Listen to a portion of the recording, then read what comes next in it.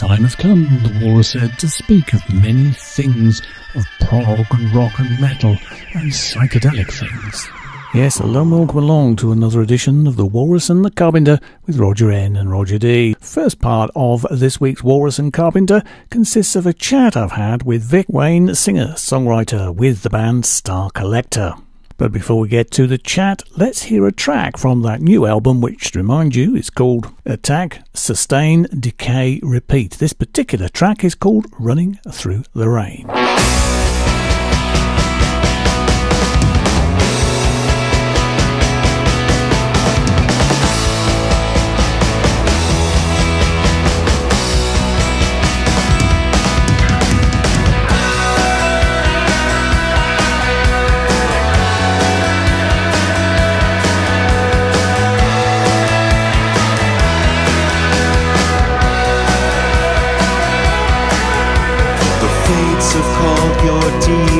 Out, exposed, you're feeling naked now. The thought police are here to suss you out. Or maybe they're just here to mute the sound. But maybe you still hear the running rain. Here come the thunder, here come the wonder, it's running through your veins. Here come the lightning, and though it's frightening, you're running through the rain for one more day.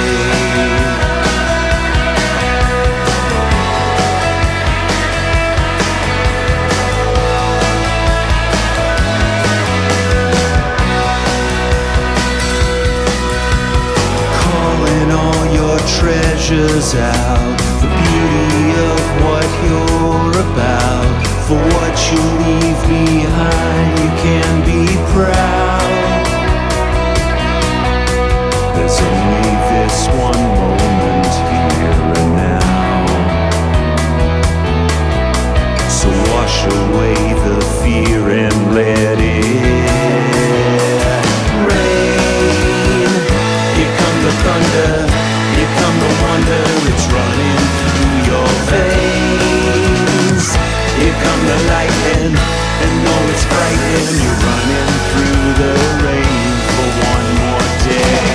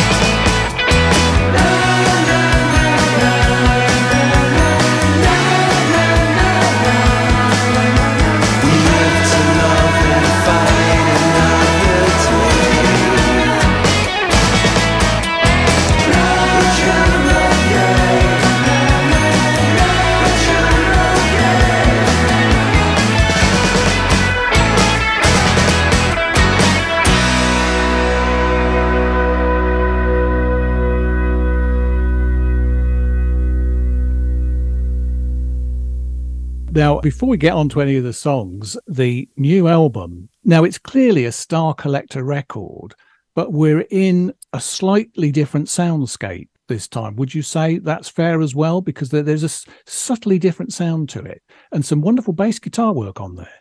Oh, thank you. Well, so two points there, two-pronged question to it, and I'll try and give you a two-pronged answer. I'll do the bass thing first.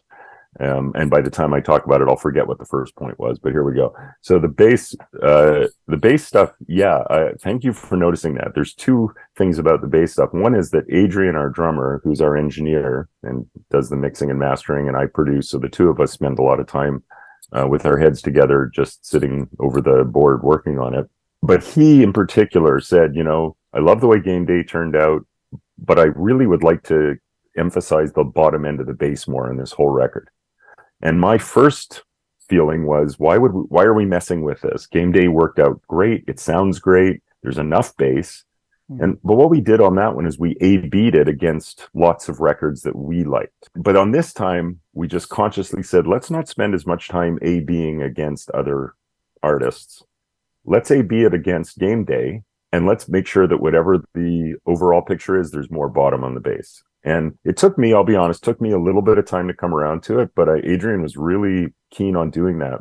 And I think what also helped is that my brother Adam, who played on the majority of Game Day, played on 7 of the 12 tracks on this record. And then our new fellow that's local and plays with us and is part of the band here now in Vancouver, Tony, played on 4. And then they both did little bits in other songs too to add stuff. But there was this kind of mutual respect. I won't even call it friendly competition because there was no competition at all. They get along so well. It's kind of like we're this weird 5-headed beast. We're a 4-piece band with 5 people on this record. All right. And both of them are just outstanding bass players, and they have slightly different styles and different sounds, but they really complemented each other. And I think there was kind of this thing that Adam would send a bass part from Portland, where he lives in Portland, Oregon. And Adrian and Steve and I would be like just knocked out by it, and we'd work it in and just go, wow, that sounds killer. And then Tony would hear it and he'd probably go away and say, okay, well, I gotta kind of up my game and come up with something. And then Adam would hear what Tony did and he'd go, okay. Yeah. And so it worked out beautifully. The bass playing on this record is absolutely phenomenal. I'm really, really proud of the work that they both did. And so that's the answer, I think, to the bass stuff. So I'm glad you noticed that.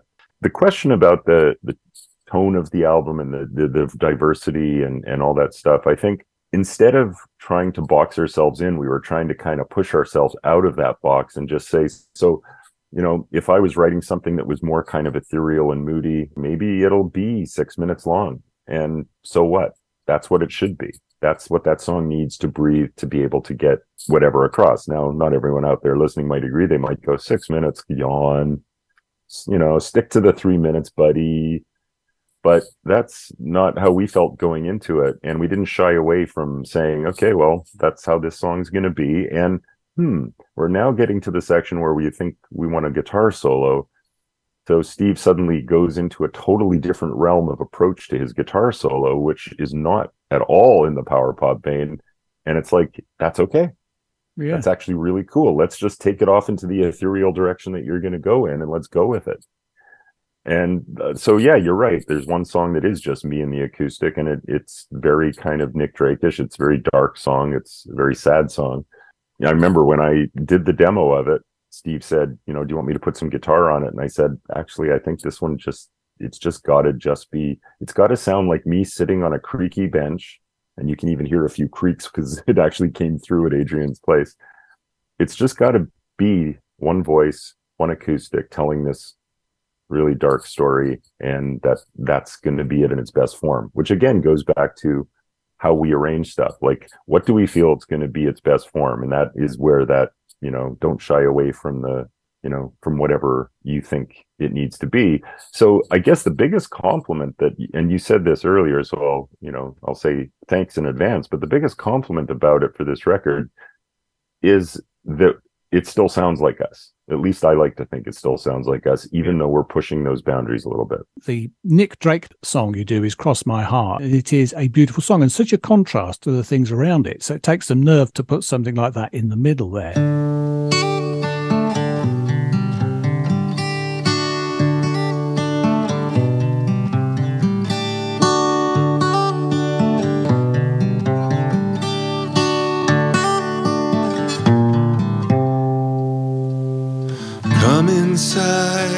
Come inside to Rod's tonight's the night.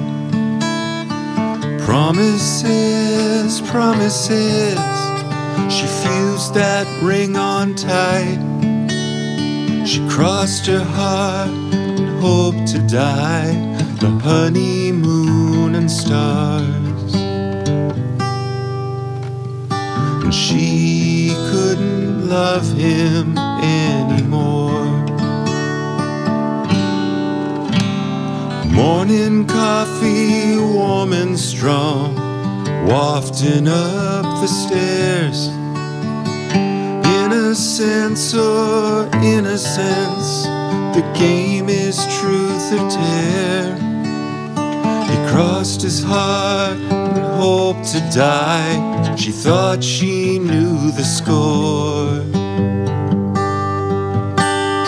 and she couldn't love him anymore.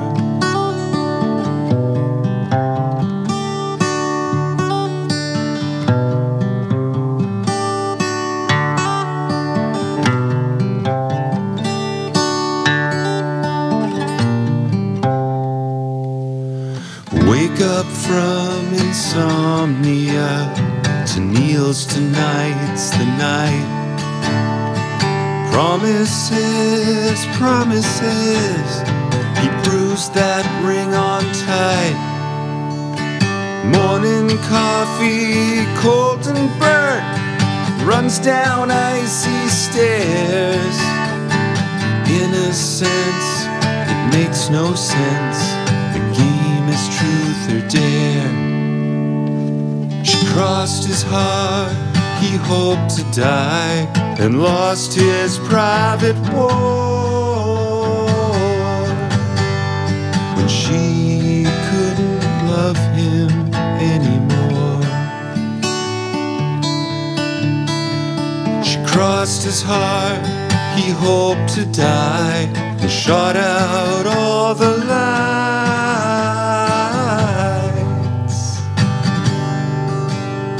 'Cause she didn't love him anymore.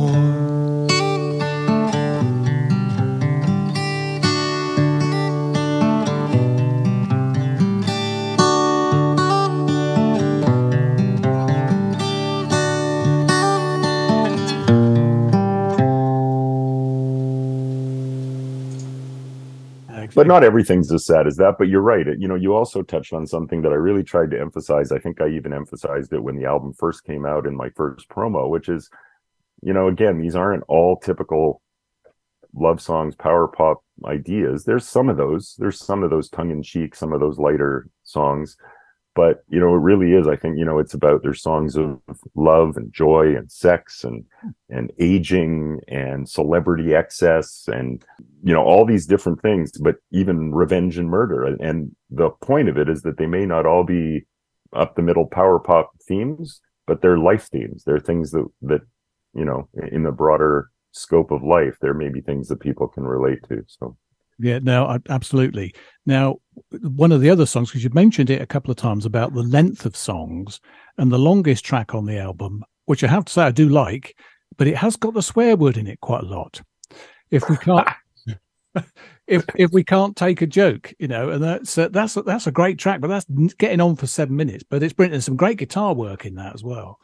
Well, thank you. So yeah, I was pretty aware that when I was writing that there's going to be some stations that won't be allowed to play it.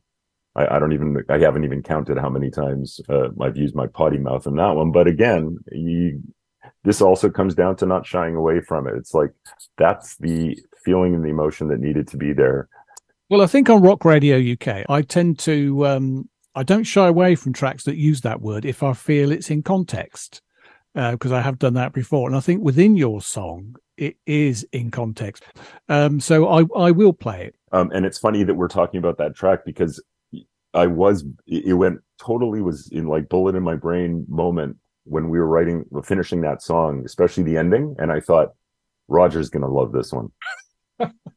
I was like, of all the shows and stations, who's got that psychedelic bent that's part of it, especially on the Imaginarium show? Oh. And I just thought, yeah, this is going to be Roger's kind of thing. So it's funny that we're talking about it now. So life imitates art, imitates life.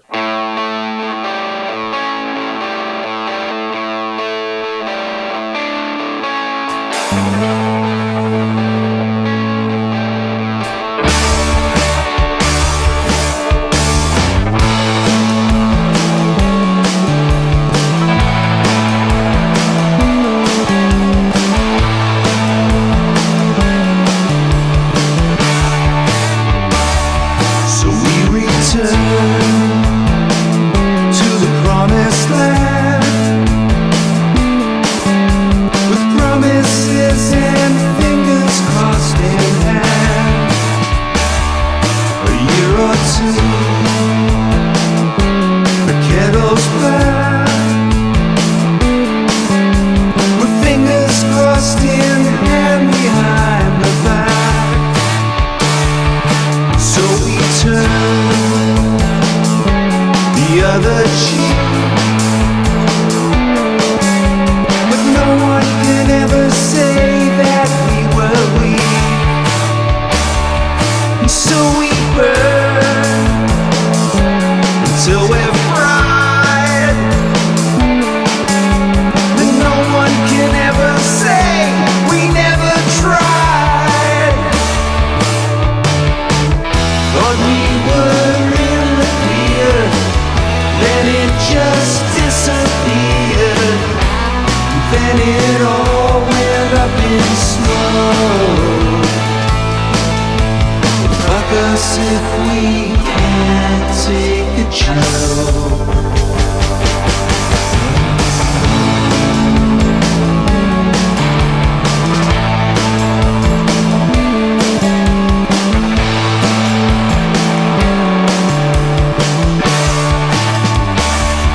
So we break like splintered wood.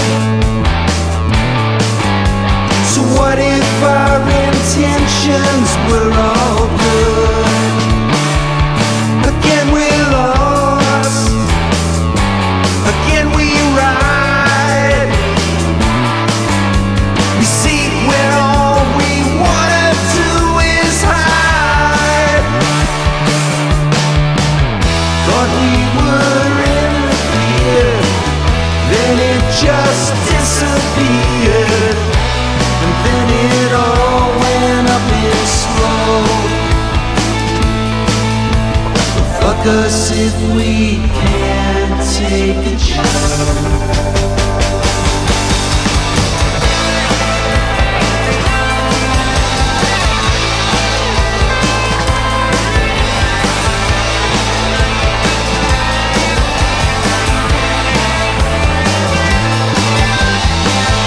Feels like we're always going deeper into the never knowing.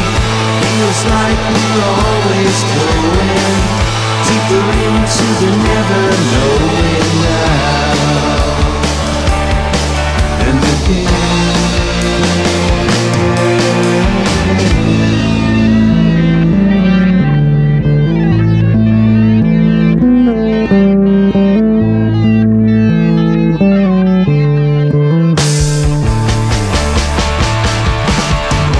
Thought we were in the clear, then it just disappeared. And then it all went up in smoke. Fuck us if we can't take a joke. And then it all comes clear, it all just disappears. It all just goes back up in smoke. So fuck us if we can't take a joke. Fuck us if we can't take a joke.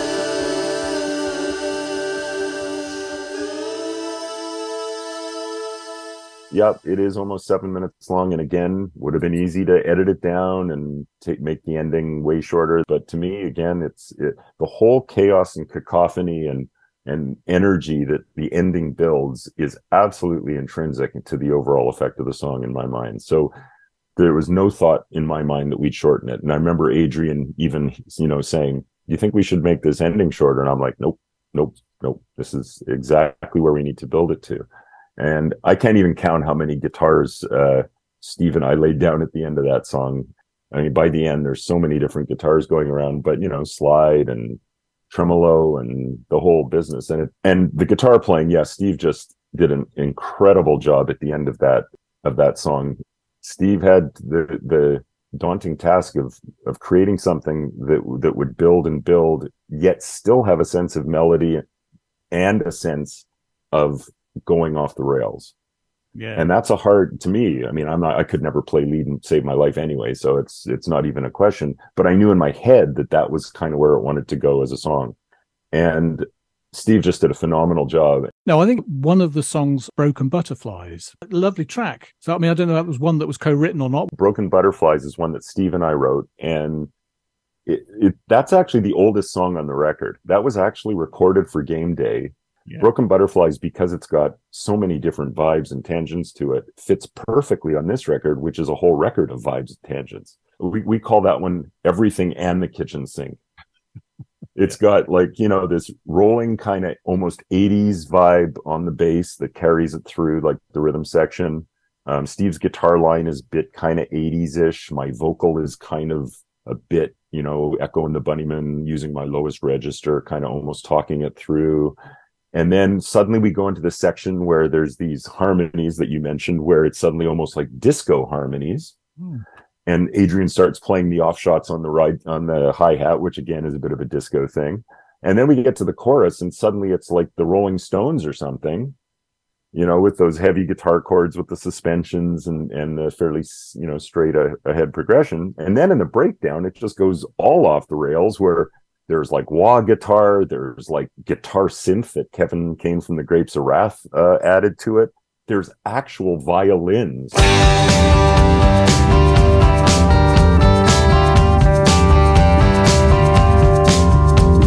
Sometimes nothing rhymes, feel the ticking, killing time. You're so confused. Bloodshot, baby blue, overloaded, no it's true. You're feeling used. But I can't tell you what songs to sing. No, I can't tell you what phones to ring. No, I can't tell you anything. But I believe in you. So take it in turns, reality burns. This should come as no surprise. You reap what you earn, you live what you learn. Make no compromise, it's twisted and bent. And out in a sand, they will steal sparks from your eyes. The beat is spent, 'cause there's came and went, like broken butterflies.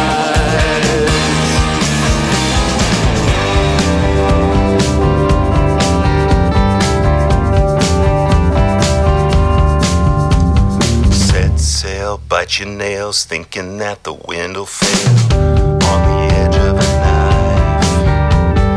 Guess who, baby blue? You know what you gotta do. Hang on to your life. But I can't tell you what songs to sing. No, I can't tell you what storms to bring. No, I can't tell you anything. But I believe in you. So take it in turns, reality burns.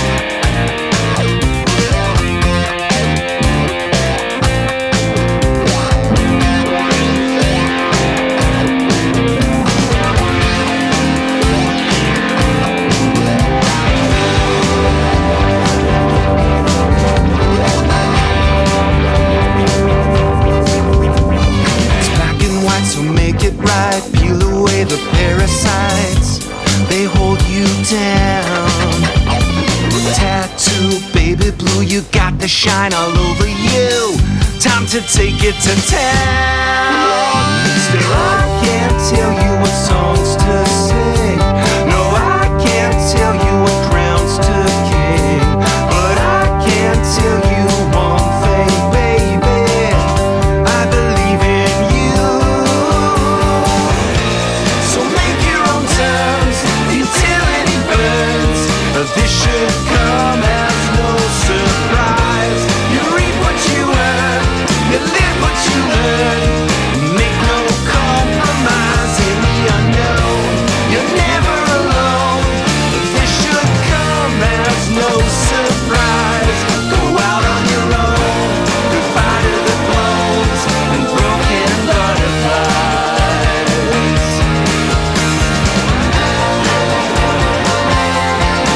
Broken butterflies.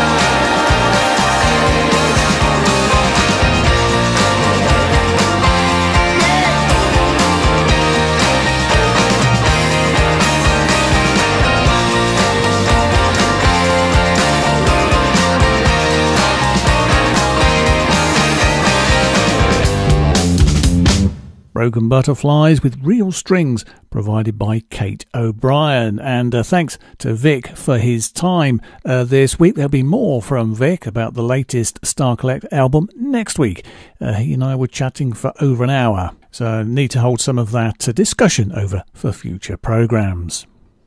Now, that album is available from the band's Bandcamp page, and you can download a digital copy there. It's also available, Vic tells me, from Cool Cat Records, with both Cool and Cat spelled with a K, and they have a web page where you can find the splendid Star Collector release and many others available for purchase. And the Attacks, Sustain, Decay, Repeat album will be available on the likes of Spotify by the end of the week. You are listening to The Walrus and the Carpenter with Roger N and Roger D.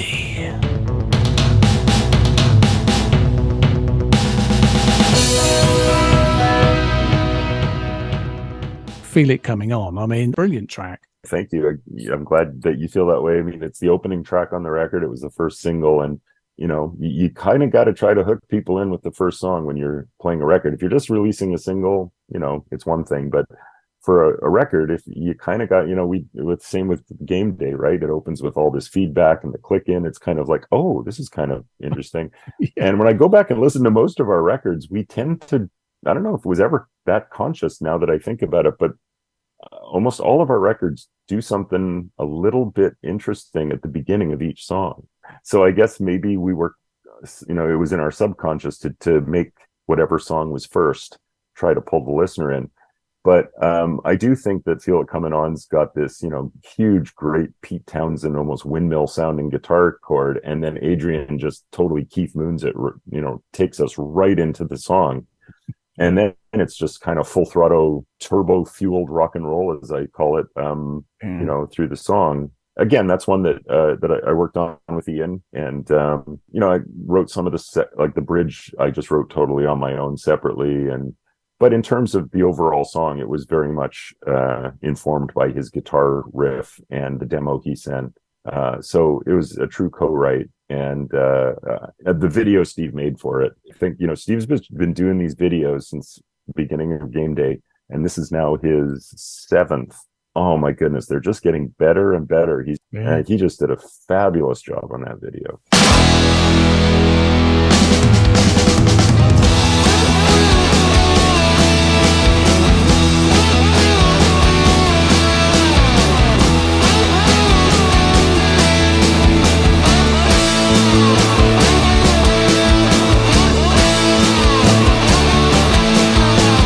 I'm gonna break it down for all time. I ain't no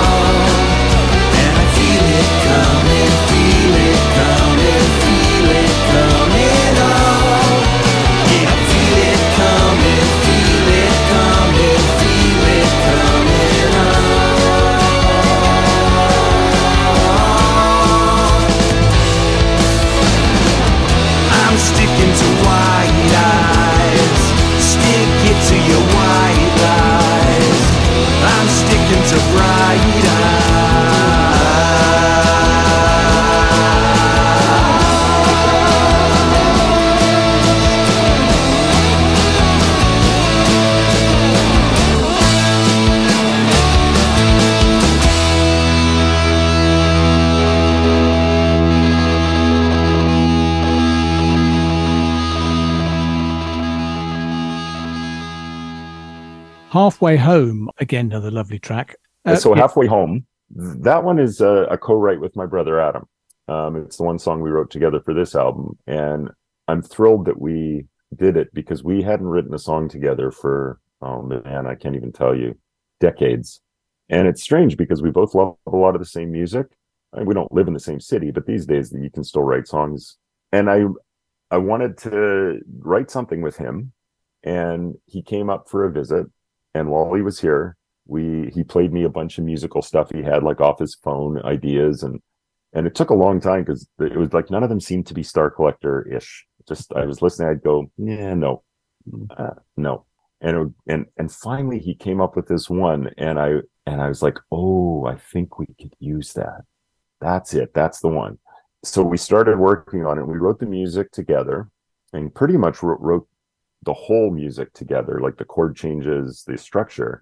And then I took it away after he left, and I wrote the words and the melody to it afterwards. So the music was fully formed, or at least the changes were. And I thought, what a nice, I use the term circular logic because I used it for when we talked about Feel It Coming On. That's the Feel It Coming On is about the joy of writing Feel It Coming On. So I use the term circular logic, and Halfway Home is also a bit circular logic because it's about my brother and I coming back together after so many years and writing together again, and having him sort of in the band for the time that he's been, playing with us again.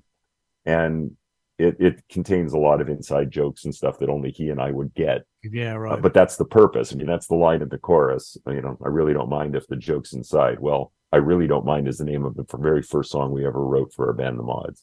So the line is, I really don't mind if the joke is inside. So again, who's going to get that? Almost nobody. Yeah, you and your brother. Yeah, very good. And so that's, and it makes reference to a whole lot of things.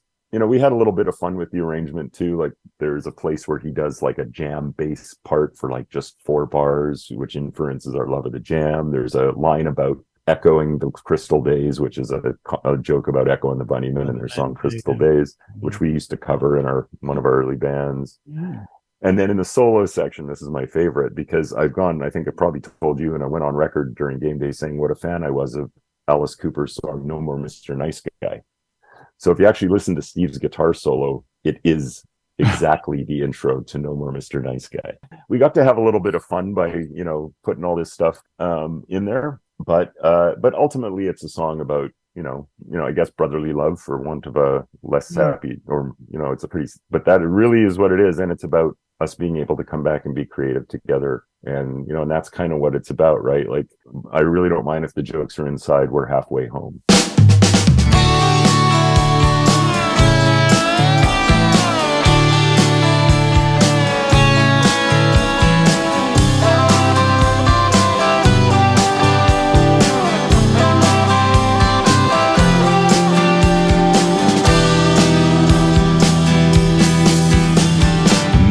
That I can't shake, and nothing that you can't move. A 180 and a time machine, a hard left and it doesn't seem that long. Nothing that we can't take, nothing but our own truth. Like driving 80 with the top rolled down, the days that echo that crystal sound and all.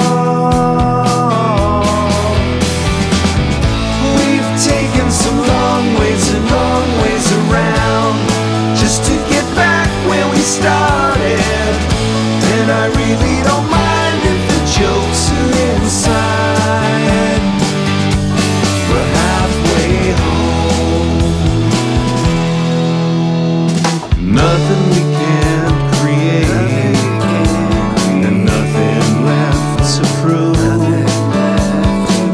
We saved it all for a rainy day, a second chance to come out and play.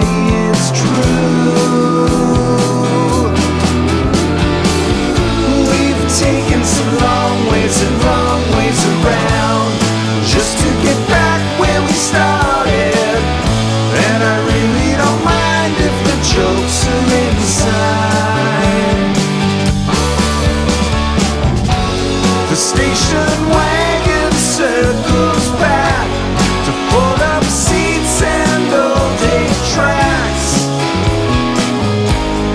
Even the blonde guys swing that axe.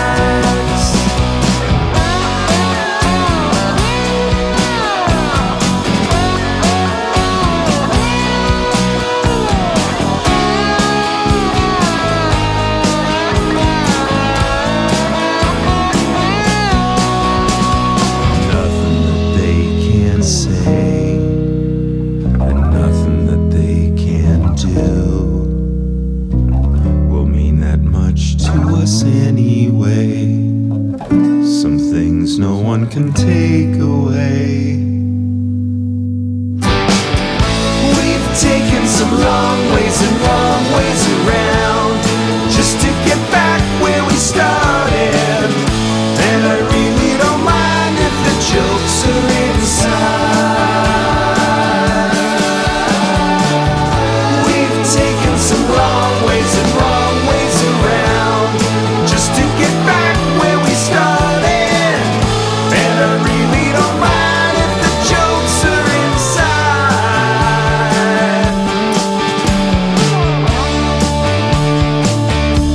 We're halfway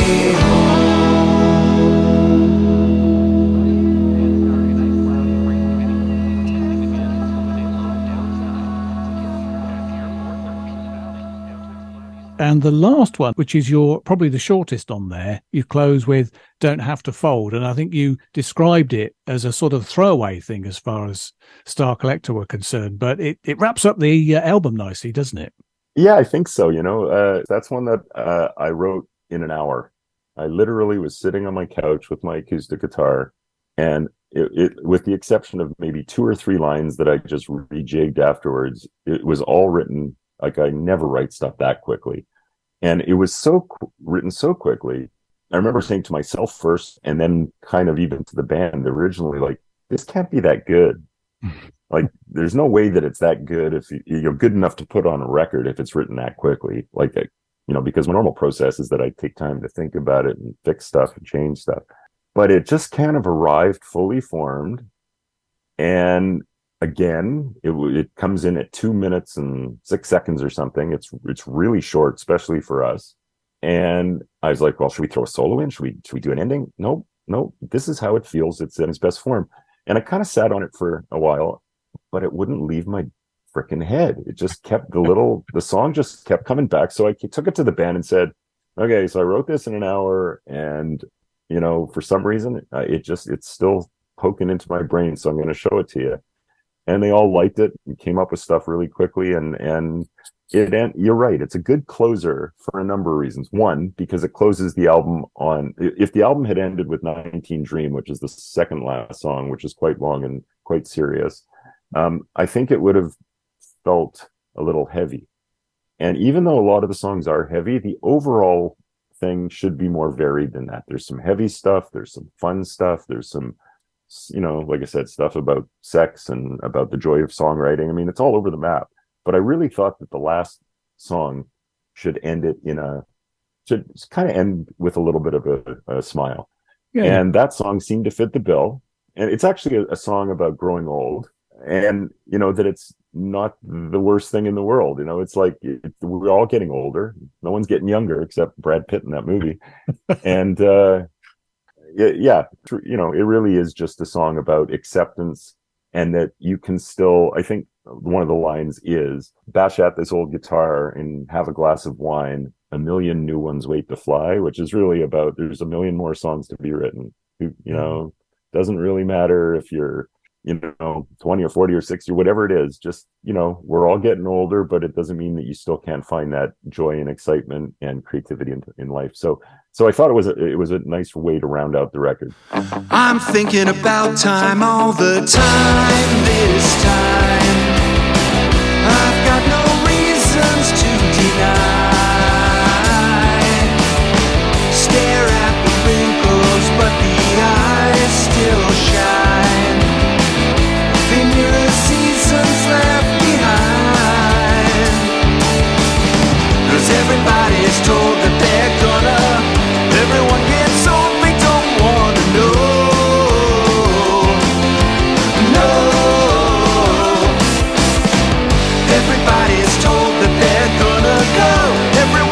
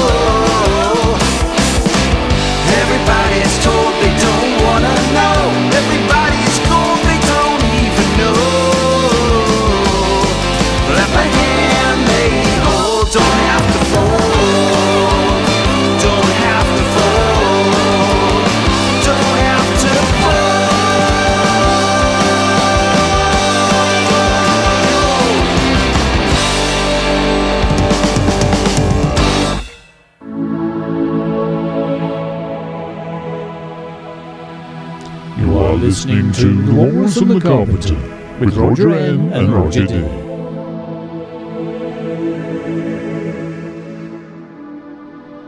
Yeah, so Running Through the Rain is a very personal for me, but in a, I guess kind of a sad sense, but also in a live for today sense. Actually, a song that I wrote about my mom, who's currently got Alzheimer's disease, maybe starting to approach mid, but still pretty early. But so that's what that song's about. It doesn't have a lot of lyrics compared to some of the other songs. Kind of got 2 verses, a few choruses. That's about it. And I still feel quite pleased that I was able to get across in those short passages what I wanted to about the song. And it just, when I heard the music that Ian sent originally, like I said, I knew I could work with it, but I also knew like the tone just hit me exactly. Sometimes, as a lyric writer, actually not sometimes, I'd say for me as a lyric writer, the lyrics almost always come after the music, like probably 95% of the time. The music infers something to me, and then I take it down that, whatever that emotional path is. And it could be something funny, it could be something tongue-in-cheek, could be something like we've talked about, more serious on some of these songs. But that one, just, there was something about that. And especially when I started to get the melody together, there was a mournful, slightly melancholy. This one to me has a lot of echo in the Bunnyman in the way that I approach the vocal. And I think there's also something about the way that I use my voice that helps to infer the emotion of the song too, that it's not pushing it too hard. It's just kind of laying back into it. So that one, yeah, Tony played bass on that, does a beautiful, some beautiful bass riffs, but keeps it, services the song primarily, which I really like. Ian wrote some nice guitar riffs that are memorable around it. Steve and we had Paul Myers. He's a musician and a writer and a podcaster and a filmmaker, and we know him. He lives in San Francisco, but he used to live here, and he sang and played guitar on our Flash Arrows album. And I know that he's a really good singer, and I had a feeling he'd be able to add some nice Bee Gees to this. So I sent him the song, and he sent back not only the stuff that I already heard, or that Steve and I already heard in terms of the Bee Gees, but he also even added 2 sections, especially the one in the middle that happens during the solo, which is just this beautiful, I don't know, he's got like 11 or 12 tracks all working together to create this big, beautiful thing. But again, it was finding the right place for it, so it didn't supersede the solo, and that the solo didn't totally dominate too, just finding that great mix. And I think it worked out well, at least to my ears. And then we had a local friend who's a keyboard player in a band called Bad Beats that used to play with Adrian, and we've been friends with him for years. His name's Derek, and he played organ on it. And again, this is that being open-minded to the production side of things. When we were recording the organ, Derek said, I just want to try one thing at the end. I've got a toy piano. Right. And I remember going, toy piano? Pardon me? And then he played it by itself, and I thought, okay, let's humor him, but we're not using this. Like, let him lay it down. But again, I tried to say, well, let's hear it in the track first. Don't be cynical, Vic. Just give it a listen. And at the end, it's got this thing that sounds almost like a guy playing chimes or something, or not chimes, but a glockenspiel or a xylophone. Yeah. But it's actually a toy piano. And it adds to the percussiveness and this kind of almost regal kind of ending, which I love. There's a lot going on in that song, and I'm really, really happy with the way that song turned out.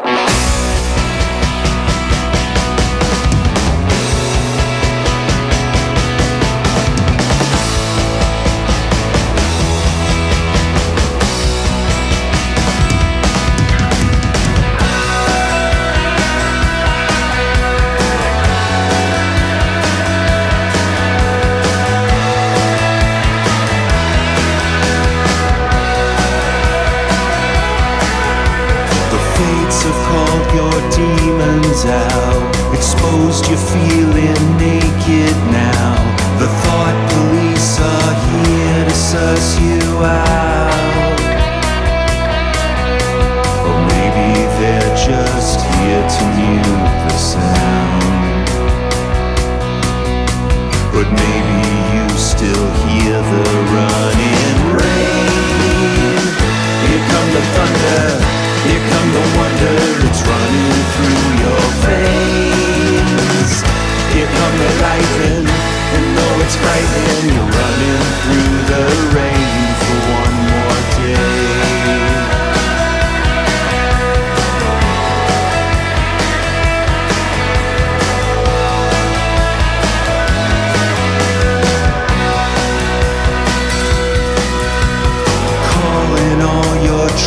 measures out the beauty of what you're about.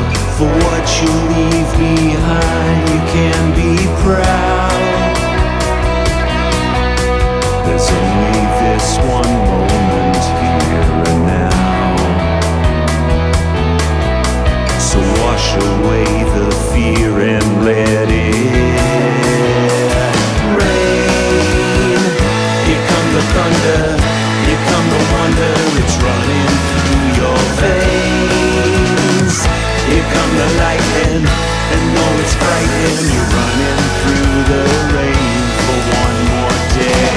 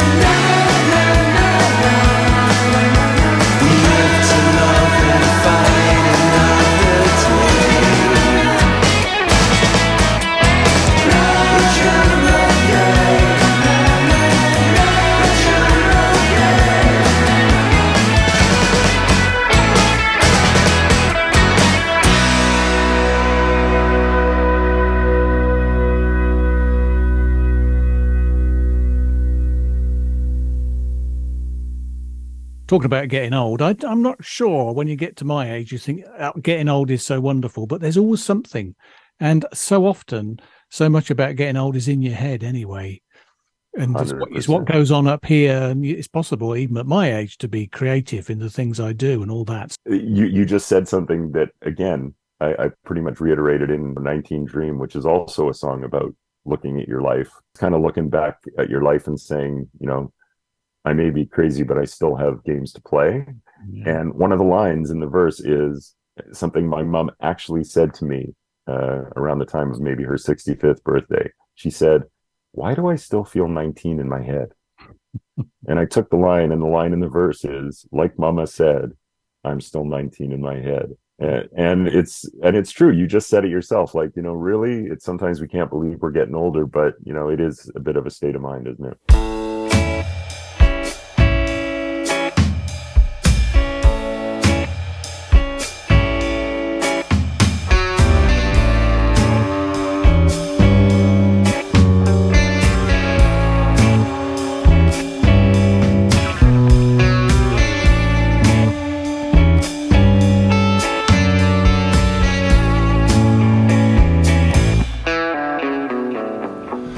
Number 19 Dream. My mind goes tumbling down. The cool, cool echoes from the heights. Summer love and ravines. Remembrances racing around. The songs of lust and laughter of my life. 'Cause it's amazing how the years just fall away. I may be crazy, but I've still got games to play. Just different than before.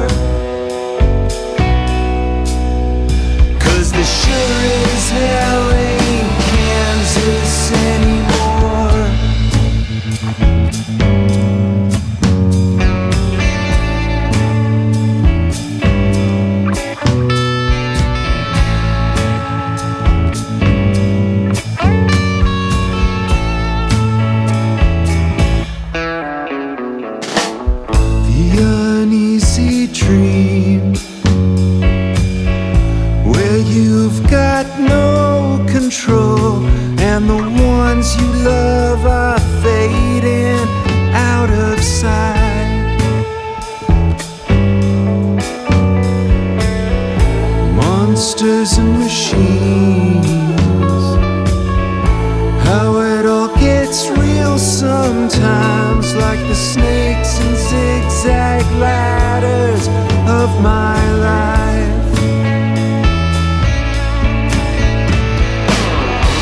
And it's amazing how the years just slip away. I may be crazy, but I've still got blood to pay. Just different than before, 'cause there sure is LA, Kansas anymore.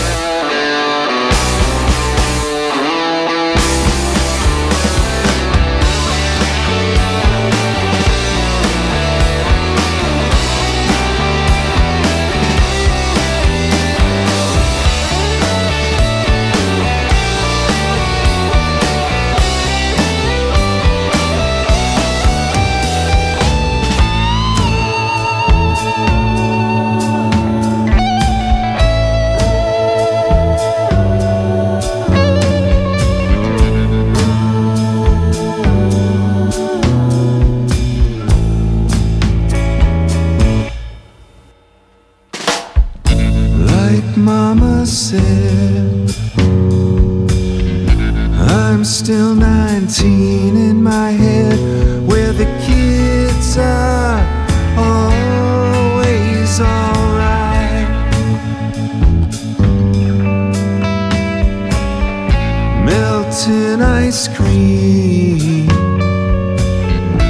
look up and laugh at the sun. So why not rage against the dying of the light? 'Cause it's amazing how the years just fly away. Oh, I may be crazy, but still this side of insane. Still got some things to say.